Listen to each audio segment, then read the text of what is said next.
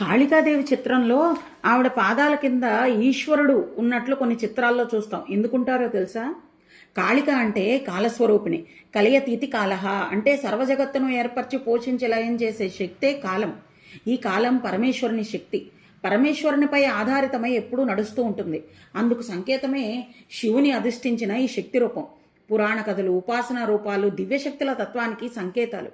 ఒకసారి ఏమవుతుందంటే దక్షయజ్ఞానికి వెళ్లాలని పట్టుబడుతుంది సతీదేవి. పిలవని పేరంటానికి వెళ్ళొద్దంటాడు శివుడు. శివనింద చేసే దక్షునికి ఇంకా పుత్రికగా ఉండరాదని, ఆ దక్షునికి బుద్ధి చెప్పాలనేది అమ్మవారి సంకల్పం.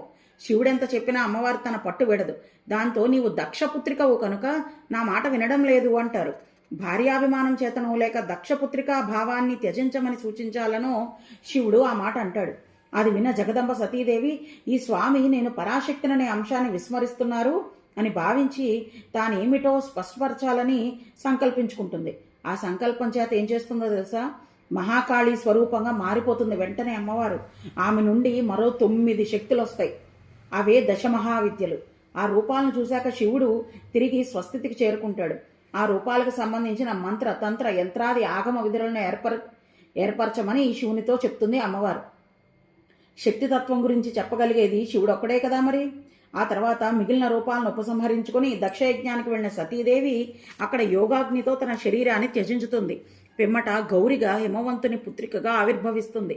ఆ రూపంలో శివుని తపస్సుకు సహకరిస్తూ అర్చించిన గౌరమ్మను మన్మథ దహనానంతరం చూసిన శివుడు, నువ్వు దక్షయజ్ఞానికి వెళ్లే ముందు చూపించిన కాళికా రూపాన్ని ఇప్పుడు చూడాలనుంది అంటాడు. వెంటనే ఆదిశక్తి కాళీ రూపాన్ని చూపిస్తుంది. అది చూసి పరవశించి పరమశివుడు భూమిపై శయనించి తన హృదయంపై అధిష్ఠించమని ప్రార్థిస్తాడు. శక్తి శివునిపై అధిష్ఠించి ప్రకాశిస్తుంది. మరో రూపంలో శివుడు కాళికాదేవికి ఎదురుగా నిలిచి కాళీ సహస్రనామ స్తోత్రాన్ని పఠిస్తాడు.